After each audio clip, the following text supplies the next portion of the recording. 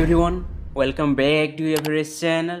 सो dear students ये video आज आम कौन करवा ना तुम ऑप्शनल ओडिया जो रही था कि सर्ट क्वेश्चन टाक कंप्लीट करवा फर्स्ट एंड देन कौन करवा तुम 2 and 3 मार्क क्वेश्चन कंप्लीट करवा कौ चैप्टर जो तुम साबरमतीर महामानवर चरण तेले ओके जहाँकि तुम इंटरनल एग्जाम यही चैप्टर कौन ना क्वेश्चन आसो तो कौन करवा डिटेल्स डिस्कसन करवा ऑलरेडी पार्ट 1 आम MCQs and shirt question discussion कर तो जो मैंने से वीडियो देखी ना ये वीडियो देखी सारापर जाकि से वीडियो आराम रे देखी पार ओके एवं जो मैंने चैनल को प्रथम कर चैनल को सब्सक्राइब कर दियो जहाँफल +2 रिलेटेड सब वीडियो तुम्हें पाइपर एवं हाँ आउ गोटे कथा जो मैंने एपर्यंत आम व्हाट्सएप जॉइन ना से मैंने जाकि आम व्हाट्सएप जॉइन जाओ व्हाट्सएप लिंक मु डिस्क्रिप्शन बॉक्स रे तुमको प्रोवाइड कर दिया ओके सो देख बस कौन ना 4 कि 5टी क्वेश्चन रही जाता तापर आम कौन ना 2 and 3 मार्क क्वेश्चन करवा तो फर्स्ट क्वेश्चन कौन अच्छे देख क्वेश्चन नंबर 11 रु आज आरंभ करवा जेहेतु 10 पर्यंत ऑलरेडी कंप्लीट करी गांधीजी द्वारा द्रुसदवती कौन पलटि गांधीजी द्वारा द्रुसदवती कौन पलटि तो यार आंसर कौन आसो गांधीजी द्वारा द्रुसदवती साबरमती पलटि बुझी हो गांधीजी द्वारा द्रुसदवती कौन होता ना साबरमती पलटि जाइथिला बुझी हो क्वेश्चन नंबर 12 देख निष्पेषितर आसन को गांधी कौन करदेले निष्पेषितर आसन को गांधी कौन करदेले निष्पेषितर आसन को गांधी कुसुममय करदेले कौन करदेले ना कुसुममय बुझी हो बा फूल ताको सजाईदेले जो आसन थिला। क्वेश्चन नंबर 13 देख चरखा चक्रधरी गांधी क्योंठी उभा होइतिले चरखा चक्रधरी गांधीजी क्योंठी उभा होइतिले यार आंसर कौन आसीबो पिला माने यार आंसर आसीबो चरखा चक्रधरी गांधी ए देश रे उभा होइतिले कोठी ना ए देश रे बुझी होची। क्वेश्चन नंबर 14 देख धरणी कहा द्वारा प्लावित होइतिला धरणी कहा द्वारा प्लावित होइतिला गांधी धरणी गांधी को शतवचन रे प्लावित होइतिला कौन जो तांकर शतवचन थिला सही शतवचन द्वारा कौन होइतिला ना भूमि बा से धरणी प्लावित होई उठितिला बुझी होची। क्वेश्चन नंबर 15 देख आज ए जुगर अर्घ्य प्रदीप क्योंठी चले आज ए जुगर अर्घ्य प्रदीप क्योंठी चले तो यार आंसर कौन आसो पे मैंने आज ए जुगर अर्घ्य प्रदीप मरमे चले कौटी ना मरमे बुझीपार I think everything is clear okay तो तुम एत ही क्वेश्चन थिला शॉर्ट क्वेश्चन एंड देन आज कौन करवा तुम 2 and 3 मार्क क्वेश्चन को एम्फासाइज करवा सो देख कौन अच्छी तुम ये मेंशन कर देछि लेखा और लेखकों सूचना पाई 1 नंबर और उत्तर पाई 1 नंबर मीन्स कौन तुम गोटे कथा मोस्ट इम्पोर्टेंट कथा मन रख तुम ओडिया जहाँकि कंपलसरी ओडिया एवं जो तुम ऑप्शनल ओडिया अच्छी तार जो एग्जाम गुड़िक हे सेठारे ये क्वेश्चन आसो कौन जी तुम 2 मार्क क्वेश्चन जदि आसो सेठारे तुम आंसर पाई गोटे मार्क रही जो लेखा एवं लेखक तांको पाई गोटे मार्क रहिबो तो तुम दायित्व बा तुम ड्यूटी है कौन तुम टास्क है यह जे क्यों लेखा गुड़िक अच्छी से लेखा गुड़िक लेखक किए बुझीपारुछ ए सबको टिके मन रख जहाँफल तुम्हें आराम रे गोटे मार्क पाइपर बुझी हो तो फर्स्ट क्वेश्चन कौन अच्छे देख कोटि जन मन वंदना गान प्रवाह चले क्योंठी कोटि मन जन वंदना गान प्रवाह चले कौटी बुझीपारुछ तो यार आंसर फास्ट कौन लिखा देख साबरमती महामानवर चरण तले कवितारे कवि गोदावरीश मिश्र मीन्स कौन एठारे आम फास्ट मेंशन करते जे साबरमती महामानवर चरण तले बुझी हो कवि किए ना गोदावरीश महापात्र कौन कर उल्लेख कर कौन कर उल्लेख कर कोटि जनमन वंदना गान प्रवाहित होइछि साबरमती मानव को गांधीजी चरण कौटी ना गांधीजी चरण बुझी हो नेक्स्ट क्वेश्चन देख क्वेश्चन नंबर 2 कौन अच्छी द्रुसदवती शांत तटर विशेषत्व कौन द्रुसदवतीर शांत तटर विशेषत्व कौन साबरमती महामानवर चरण तले कवितारे कवि गोदावरीश महापात्र यह उल्लेख करिसंती द्रुसदवतीर शांत तटरे विशेषत्व हेउछि एही नदी तटरे प्राचीन मुनि ऋषि माने मानव जातिर मंगल कामना पाई कौन करिसंती ना अनेक हमानल चली बुझी होछि टिके रही जाओ अनेक कौन करिसंती ना जागयज्ञ करिसंती हमानल कहिदेली सेम ही तुम लिखिब कौन ना जागयज्ञ करथिली बुझी होछि। क्वेश्चन नंबर 3 देख केउं पथरे सेमाने जय तिलक घेनी जाउथिले केउं पथरे सेमाने जय तिलक घेनी जाउथिले तो यार आंसर कौन लिख फास्ट जो मुझे कहली साबरमतीर महामानवर चरण तले कवितार कवि गोदावरीश महापात्र यह उल्लेख करिसेंती एही सनातन दृश्यवतीर तटरे अर्थात एही आर्यवर्षर पथरे से जय तिलक घेनी जाऊले कौटी ना सनातन धर्म जो मेंशन कराई दृश्यवती जो साबरमती को कौन ना दृश्यवती मेंशन कराई सेठारे कौन होता ना अनेक जय तिलक घेनी जाइए बुझीपार I think everything is clear. Next question देख क्वेश्चन नंबर 4 कौन देसी बनगिरी नभ कौन शुणिली बनगिरी नभ कौन शुणिली तो यार आंसर टी कौन आसो पे यार आंसर आसो देख साबरमती महामानवर चरण तले कवितार कवि गोदावरीश महापात्र यह उल्लेख करिसेंती बनगिरी नभ मानव मंगलिक शुणिले कौन शुणिले ना मानव मंगलिक बुझी हो।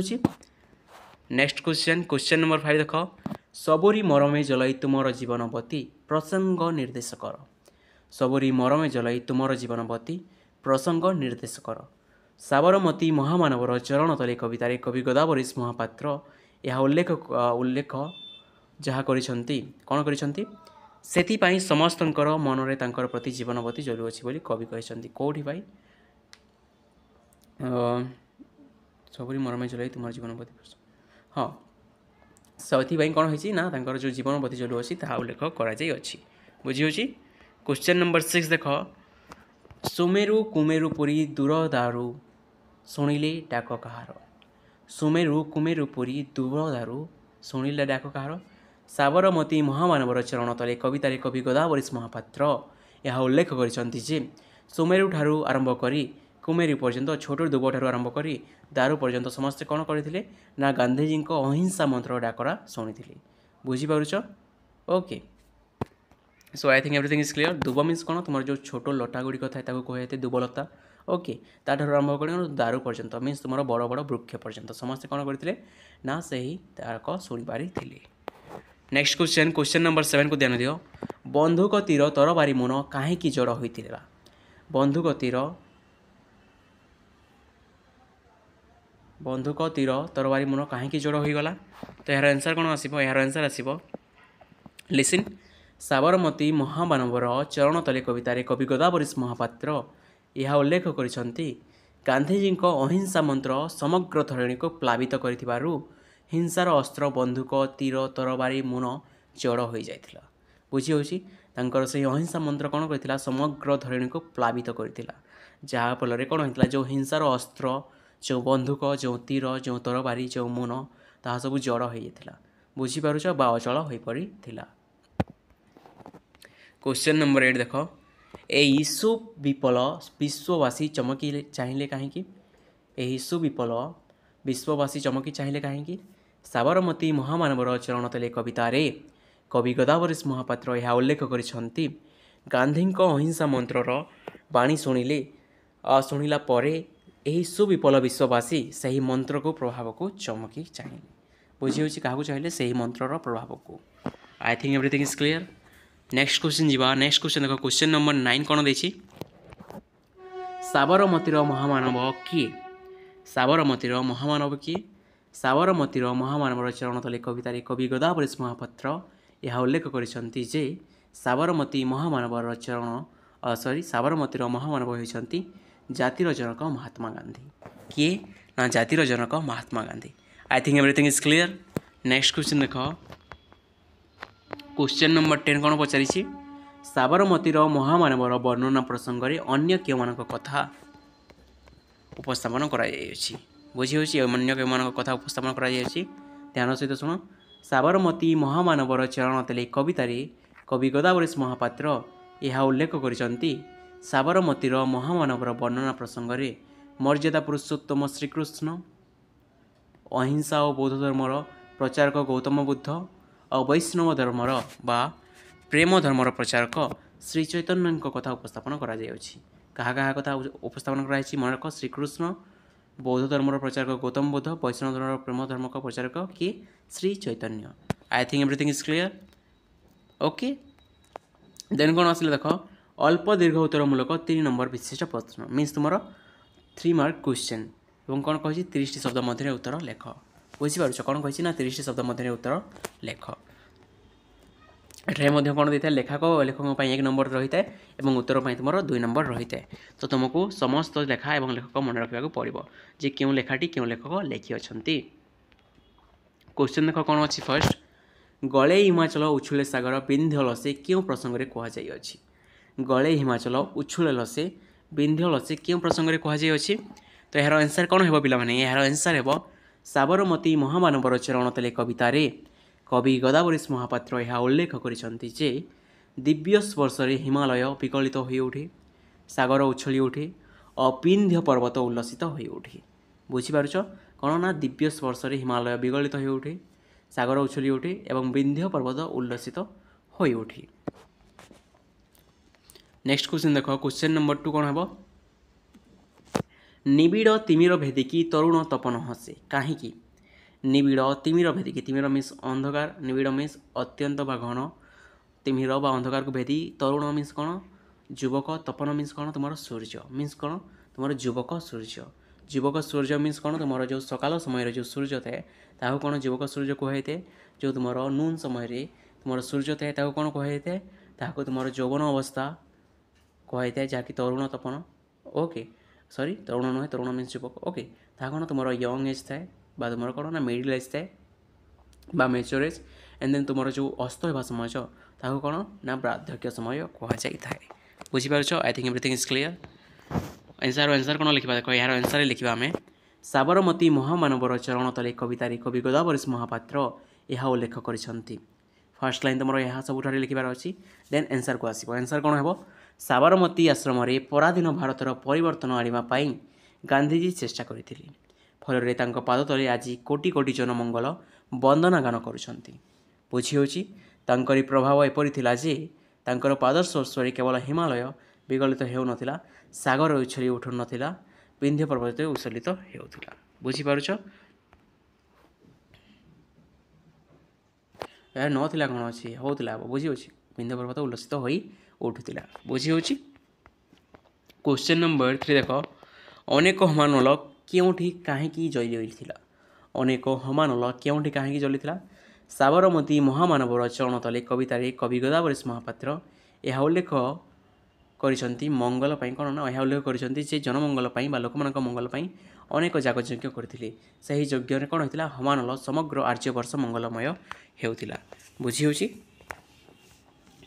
क्वेश्चन नंबर 4 देख कपिलावस्तु तेजिकी किए काहेकि भिक्षा मागिथिले कपिलावस्तु तेजिकी किए काहेकि भिक्षा मागिथिले। तो यार आंसर कौन लिखा ओके साबरमतीर महामानवर चरण तले कवितार कवि गदावरीश महापात्र यह उल्लेख करिसेंति कपिलावस्तु तेजी गौतम दिने जीवन प्रकृत शांति सन्धान में बाहरी जाइथिले। बुझी होछि से भिक्षु भाव में भिक्षावृत्ति करी मानव मुक्तिर वार्ता बोली बोली प्रचार करथिले शेष में बुद्धदेव भाव में परितोषों से निर्वाहर मार्ग देखाइथिले। बुझी होछि।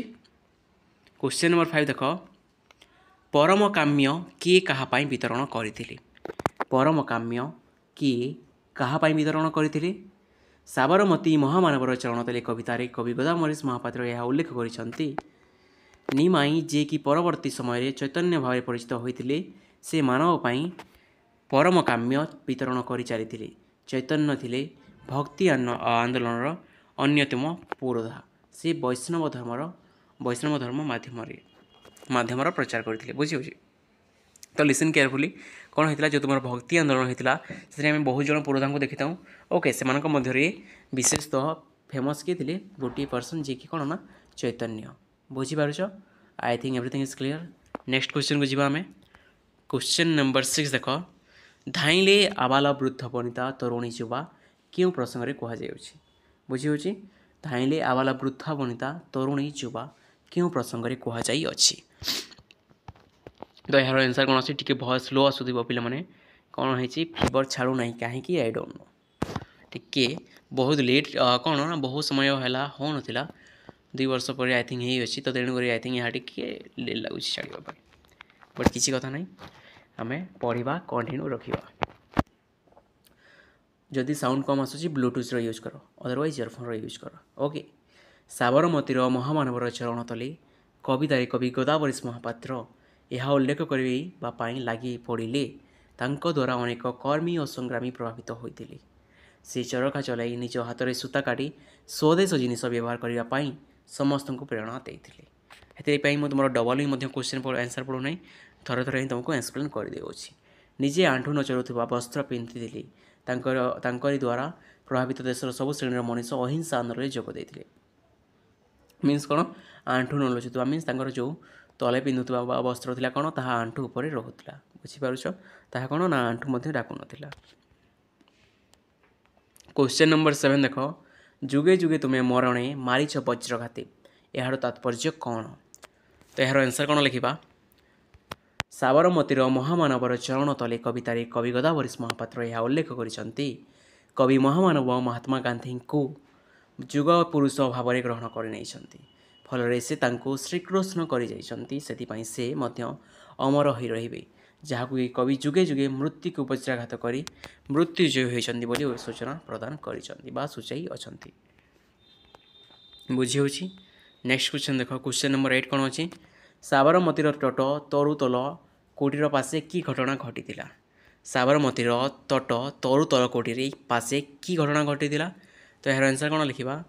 ସାବରମତୀ ମହାମାନବର ଚରଣ ତଳେ କବିତାରେ କବି ଗୋଦାବରୀଶ ମହାପାତ୍ର ଏହା ଉଲ୍ଲେଖ କରିଛନ୍ତି। ସାବରମତୀ ନଦୀର ତଟ ପ୍ରଦେଶରେ ମହାମାନବ ମହାତ୍ମା ଗାନ୍ଧୀ ଆଶ୍ରମ ଗଠନ କରିଥିଲେ। ସେହି ଆଶ୍ରମ କୁଟୀରରେ ରହି କୁଟି ଖାଇ କାଟି ପିନ୍ଧି ଦେଶର ଜନତାକୁ ସ୍ୱାବଲମ୍ବୀ ହେବାର ଆହ୍ୱାନ ଦେଇଥିଲେ। କୁଟି ଖାଇ ମିନ୍ସ ସେ କ'ଣ ନା ସେଇ କୁଟୁଣାରେ କ'ଣ କହିଥାନ୍ତି, ତୁମର ଢେଙ୍କିରେ କୁଟି ଖାଉଥିଲେ ଏବଂ କାଟି ପିନ୍ଧୁଥିଲେ। ମିନ୍ସ ସେ ବସ୍ତ୍ରକୁ କ'ଣ ନା ସୂତା କାଟି ନିଜେ ବସ୍ତ୍ର ବନେଇ ସେ ତାକୁ ପିନ୍ଧୁଥିଲେ। ଓକେ, ସେ କାହା ଉପରେ ଡିପେଣ୍ଡ ରହୁନଥିଲେ। ସେ ନିଜେ ମଧ୍ୟ ଚରଖା ଚଲାଇ ସୂତା କାଟୁଥିଲେ। ସେ ଆଣ୍ଠୁ ଲୁଚୁ ନଥିବା ବସ୍ତ୍ର ପିନ୍ଧି ସମସ୍ତଙ୍କୁ ମନରେ ଅହିଂସା ଆନ୍ଦୋଳନରେ ଯୋଗ ଦେଇଥିଲେ। ସତ୍ୟାଗ୍ରହ ହେବା ପାଇଁ ପ୍ରେରଣା ଦେଇଥିଲେ। ବୁଝିହେଉଛି। I think everything is clear, ଯାହା ସବୁ କହୁଅଛି। କ୍ୱେଶ୍ଚନ୍ ନମ୍ବର 9 ଦେଖ, କାହା ସମ୍ମୁଖରେ କାହିଁକି ଭୀମକୁଲିଶ ସମବିଘ୍ନ ଆସିଥିଲା? କାହା ସମ୍ମୁଖରେ କାହିଁକି ଭୀମକୁଲିଶ ସମବିଘ୍ନ ଆସିଥିଲା? ତ ଏହାର ଆନ୍ସର୍ରେ କ'ଣ ଲେଖିବା? ଏହାର ଆନ୍ସର୍ ଲେଖିବା, ସାବରମତୀର ମହାମାନବର ଚରଣ ତଳେ କବିତାରେ କବି ଗୋଦାବରୀଶ ମହାପାତ୍ର ଏହା ଉଲ୍ଲେଖ କରିଛନ୍ତି ଯେ ଗାନ୍ଧୀଜୀ ପ୍ରେରଣା ଦେଇଥିଲେ। ତାଙ୍କରି ପ୍ରେରଣାରେ ଅନୁପ୍ରାଣିତ ହୋଇ ଦେଶର ଆବାଳ ବୃଦ୍ଧ ବନିତା ତରୁଣୀ ଯୁବା ସମସ୍ତେ ଇଂରେଜମାନଙ୍କ ବିରୁଦ୍ଧରେ ଆନ୍ଦୋଳନ ଚଳାଇଲେ। ଆନ୍ଦୋଳନରୁ ଦୂରେଇ ଯିବା ପାଇଁ ଗାନ୍ଧୀଜୀଙ୍କ ସମ୍ମୁଖରେ ବିଭିନ୍ନ ପ୍ରକାର ବାଧାବିଘ୍ନ ଆସିଥିଲା, ଯାହାକୁ କବି ଭୟଙ୍କର ବଜ୍ର ସମ ବାଧା ଆସିଥିଲା ବୋଲି ବର୍ଣ୍ଣନା କରିଅଛନ୍ତି ବା କହିଅଛନ୍ତି।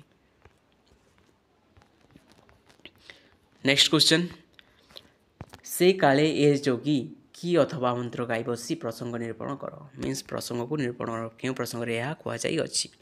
ସାବରମତୀ ମହାମାନବର ଚରଣ ତଳେ କବିତାରେ କବି ଗୋଦାବରୀଶ ମହାପାତ୍ର ଏହା ଉଲ୍ଲେଖ କରିଛନ୍ତି।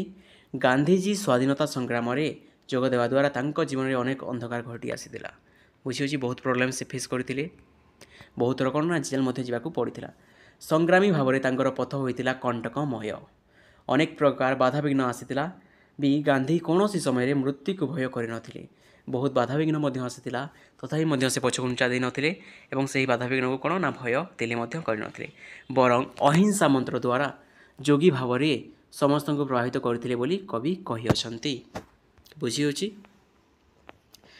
Okay, so I think everything is clear. ତ ଆମେ କ'ଣ କଲେ, ତୁମର ଯେଉଁ 2 and 3 ମାର୍କ କ୍ୱେଶ୍ଚିନ୍ ଥିଲା ତାକୁ ଆମେ କମ୍ପ୍ଲିଟଲି ଡିସ୍କସନ୍ କରିଦେଲେ ଏବଂ ଯେଉଁ ତୁମର ଅଛି 150 ଶବ୍ଦ ମଧ୍ୟରେ ମିନ୍ସ ତୁମର 5 ମାର୍କର କ୍ୱେଶ୍ଚିନ୍, ଏହି ଚାପ୍ଟରରୁ ତୁମର 5 ମାର୍କର କ୍ୱେଶ୍ଚିନ୍ ପଢ଼ିବା ଆବଶ୍ୟକ ବିଲକୁଲ ହିଁ ନାହିଁ। କାହିଁକି? ଏହା ତୁମର ବୋର୍ଡ଼ ଏକ୍ଜାମ୍ରେ ଆସିବ ନାହିଁ। ଯେଉଁ ଚାପ୍ଟର ଗୁଡ଼ିକ ତୁମର ବୋର୍ଡ଼ ଏକ୍ଜାମ୍ରେ ଆସିବ କ'ଣ କରିବା, ତା'ର ଆମେ 150 ମାର୍କର କ'ଣ 150 ଶବ୍ଦର କ୍ୱେଶ୍ଚିନ୍ ଆନ୍ସର୍ ଡିସ୍କସନ୍ କରିବା। ଏହା ତୁମର ଲଙ୍ଗ୍ କ୍ୱେଶ୍ଚିନ୍। ଓକେ, ସେଥିରେ ମୁଁ ଏକ୍ସପ୍ଲେନ୍ କରିବି ତୁମେ ଲଙ୍ଗ୍ କ୍ୱେଶ୍ଚିନ୍ କିପରି ଲେଖିବ ତୁମର ଓଡ଼ିଆରେ ମଧ୍ୟ, ଯାହାଫଳରେ ତୁମେ କ'ଣ ନା ଗୋଟିଏ ଭଲ ମାର୍କ ସ୍କୋର କରିପାରିବ। ବୁଝିପାରୁଛ? I think everything is clear.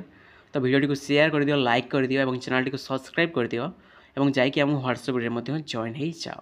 ଏବଂ ଅଦର ଭିଡ଼ିଓ ଗୁଡ଼ିକ ମଧ୍ୟ ତୁମେ ଯଦି ସର୍ଚ୍ଚ କରୁଅଛ ତ ଆମର ଗୋଟିଏ ପ୍ଲେଲିଷ୍ଟ ଅଛି ଇଣ୍ଟରନାଲ୍ ଏକ୍ଜାମ୍ ଉପରେ ଆଉ ଗୋଟିଏ ବୋର୍ଡ଼ ଏକ୍ଜାମ୍ ଉପରେ। ତ ତୁମେ ଚାହିଁଲେ ଦୁଇଟି ପ୍ଲେଲିଷ୍ଟକୁ ଭିଜିଟ୍ କରିପାରିବ। ଅଦରୱାଇଜ୍ ଆମର ଭିଡ଼ିଓ ଚଲୁଥିବା ସମୟରେ ଏହାର ତୁମେ ଏହି ପ୍ଲେସ୍ରେ ତୁମେ ଆଇ ବଟନ୍ ମଧ୍ୟ ଦେଖିଥିବ। ତ ସେହି ଆଇ ବଟନ୍କୁ କ୍ଲିକ୍ କରି ମଧ୍ୟ ଆମର ଭିଡ଼ିଓ ଗୁଡ଼ିକ ତୁମେ ଆକ୍ସେସ୍ କରିପାରିବ। So thank you everyone.